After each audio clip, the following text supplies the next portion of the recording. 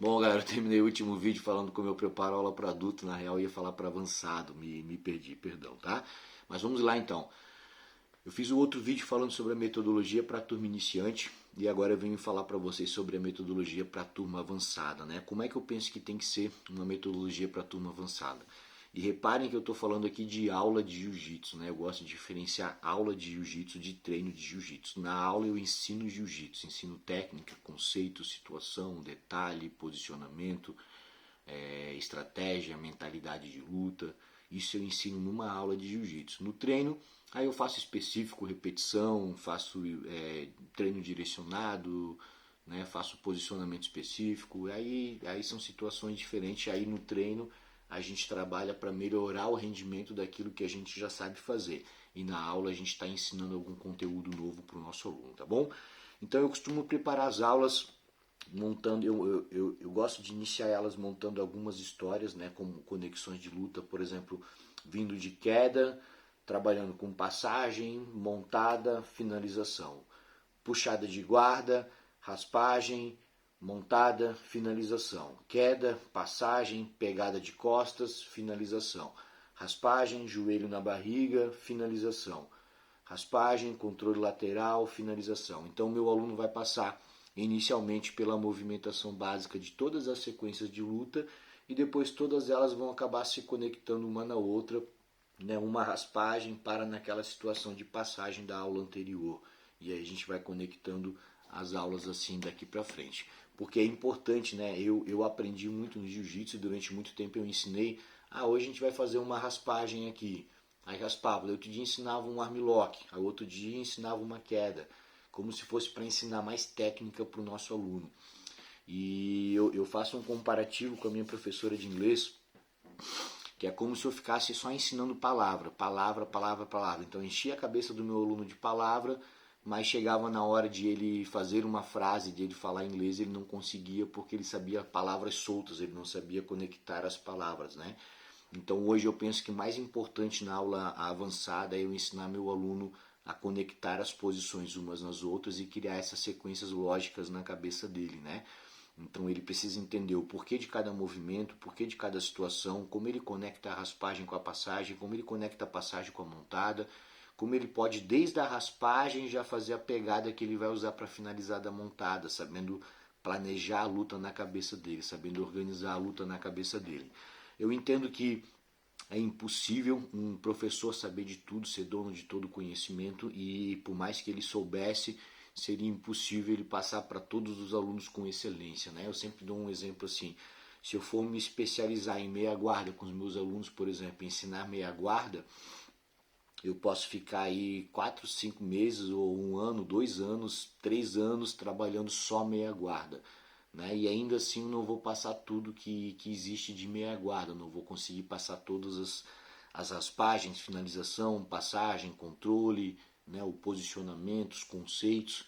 Então eu nunca vou conseguir me aprofundar 100% em uma guarda, por exemplo, em uma situação específica do jiu-jitsu, e mesmo que eu conseguisse, talvez aquela situação fosse para 20% dos meus alunos, né? 80% utilizam outros tipos de movimentação e eu estaria deixando a desejar. Então, uma coisa que eu acho bem importante, é importante a gente mudar essa mentalidade, né? A gente incentivar o nosso aluno a buscar mais conhecimento. Então, como eu penso que tem que ser a aula? Eu vou passando por todas as situações, por todas as guardas, sempre fazendo as conexões, setups de passagem, posicionamento. E aí eu vou passar hoje, por exemplo, trabalhei uma movimentação de puxada, então eu vou trabalhar a guarda de la riva. A guarda de la riva é uma guarda que eu utilizo para fazer guarda, para controle de luta, para gerar ataques, mas também é uma guarda transitória. Então eu exploro ela de todos esses formatos. Primeiro conceito, né, como funciona a mecânica da de la riva, o posicionamento do gancho, direcionamento de quadril, os controles de pegada, o que cada pegada faz. E aí depois eu vou direcionando situações em cima da guarda de la riva, mas principalmente que visa ensinar o meu aluno a conhecer como é que ele controla a mobilidade, como é que ele controla a postura e a força do adversário na guarda de la riva, como é que ele transita para outras guardas, quais são os principais ataques que a gente faz dali, a importância de gerar desequilíbrio. Então eu passo para ele um entendimento completo da guarda de la riva e os caminhos que ela pode me proporcionar, e aí eu escolho um daqueles caminhos e eu vou seguindo ele para uma próxima aula e conectando a movimentação. E aí aquele meu aluno que se identificou muito com a de la riva, que é uma guarda que ele quer explorar, eu vou incentivando ele, eu vou trazendo técnicas para ele, né, vou trazendo detalhes, quando eu vejo algum vídeo eu encaminho para ele, é legal porque ele se sente bem atendido de uma maneira exclusiva. Eu tento direcionar ele esse sentido, mas eu também incentivo ele a estudar, a pesquisar, né? Na BJJ Protec, um dos nossos objetivos é isso, funcionar como uma biblioteca de jiu-jitsu, né? Então o teu aluno vai gostar muito de guarda X, mas tu não pode ficar um ano inteiro só trabalhando guarda X. Então, de repente, ele vai na BJJ Protec, consegue estudar todas as aulas de guarda X que tem lá, as posições, as variáveis, e se aprofundar nesse tema, né? Ou comprar um curso de algum grande atleta que tem esse tema como específico. Então, eu entendo que a escola hoje ela vai te dar uma visão conceitual da movimentação do jiu-jitsu e das situações, e aí cabe a cada aluno se especializar em algum segmento, né? Não que ele vai fazer só aquilo, mas aos poucos ele se especializa em um, depois em outro e assim por diante. Eu não acho tão interessante a gente ficar fazendo de tudo ao mesmo tempo, então é legal incentivar o nosso aluno a buscar esse conhecimento e se aprofundar no estudo também por conta própria, né? E aí nas aulas eu sigo um formato semelhante. Eu gosto também de utilizar muito ferramenta de criatividade. Por exemplo, eu estou trabalhando no formato de passagem e eu mostro para meus alunos que eu gosto de todos os tipos de guarda vir para essa passagem.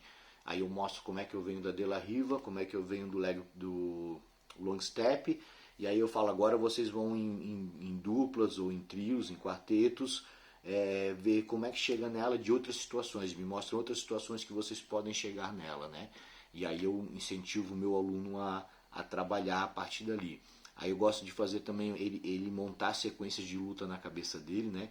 Ó, galera, a gente vai trabalhar uma queda, a gente trabalhou uma queda, uma movimentação, e agora eu quero que vocês trabalhem uma continuação a partir dessa queda. Percebam que movimentação que vocês podem conectar de passagem, de pegada de costas, a partir dessa queda, que vocês vão ter que fazer pouca troca de pegada e que vão se expor pouco, de que maneira flui melhor a movimentação. Para ele começar a entender que ele precisa derrubar, não simplesmente derrubar e esperar, mas derrubar e já começar um posicionamento de passagem, né? Raspar e já ir anulando a guarda do adversário dele para ele evoluir uma progressão a partir dali. Aí eu gosto de fazer as lutas, eu não faço tantas lutas nas aulas, né? Faço 2, 3 lutas para o meu aluno praticar. Gosto de colocar específico também quando eu trabalho alguma sequência de guarda, como por exemplo, vim trabalhando uma sequência de guarda de la riva, eu gosto de colocar uns específicos. Outro ponto também que eu acho bem importante trabalhar, né, por exemplo, a gente trabalha às vezes muito a guarda X, como trabalha a parte dela, trabalha muito a guarda laço, como trabalha a parte dela, e sim por diante com todas as guardas.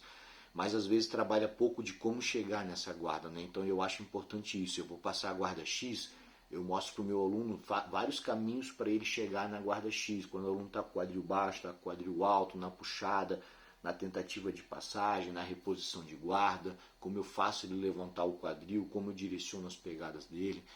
Então eu acho importante também a gente explorar na aula a gente explorar isso, né? Então normalmente a gente pensa a aula, guarda X, é o que? Vou passar 2 raspagens, 2 finalização e 2 passagens de guarda X, né? Eu acho que isso é o mínimo, isso é o que o meu aluno vai estudar em algum lugar, em alguma plataforma, ou em rede social, ou YouTube, ou sei lá, né? Eu acho mais importante, eu vou passar a guarda X, quais são os conceitos da guarda X, quais as principais mecânicas da guarda X, como eu chego na guarda X, a partir dela quais os riscos e as vantagens de trabalhar com ela e quais as principais possibilidades que eu tenho a partir dali, para quem ela é recomendada, que tipo de situação que a gente deve utilizá-la. Então eu acho que esse tipo de conhecimento é muito mais importante na aula avançada do que ficar ensinando técnica e a gente voltar naquele paradoxo da escolha que eu comentei com vocês no vídeo anterior.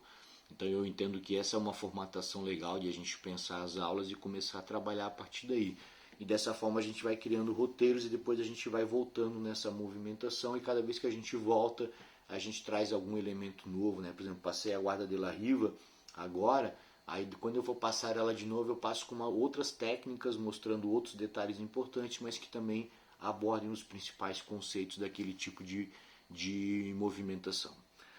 Certo, pessoal? Espero ter sido claro. Falei bastante aqui, mas eu acho que é importante esse bate-papo aí para a gente abrir a nossa mente para as possibilidades e para como deve ser pensado uma aula de jiu-jitsu, né? Eu acho que a gente tem que parar de aquele formato de vou ensinar técnica, eu sei tanta técnica, tantas posições. Eu acho que mais importante do que a quantidade de técnica que a gente sabe é o que a gente faz com as técnicas que a gente sabe, como a gente enxerga o jiu-jitsu, como a gente pensa o jiu-jitsu na nossa cabeça e principalmente no nosso caso de professor, como é que a gente consegue transmitir isso para o nosso aluno de uma maneira clara e lógica para que fique fácil de ele entender e ele conseguir reproduzir aquilo na aula, não por ter decorado, mas por ter entendido realmente a mecânica e com isso se apaixonado cada vez mais pelo jiu-jitsu. Certo? Esse é um outro ponto também, eu vou falar um pouquinho mais. A gente às vezes fica nessa, o que é legal para o meu aluno pegar? Fazer às vezes uma semana inteira a mesma movimentação, a mesma repetição. Realmente para ele pegar bem e entender é bom. Mas isso é legal para ele, é atrativo para ele, né? E às vezes o que o meu aluno quer? Meu aluno quer finalização, armlock voador, birimbolo, mas o que é importante para ele? Né? O básico, o fundamento talvez seja mais importante para ele agora.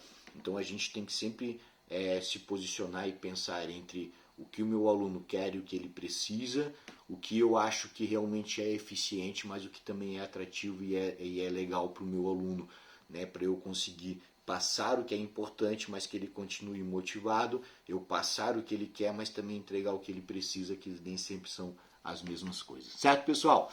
Pessoal, valeu. Seguimos aí na mentoria, vamos evoluindo junto.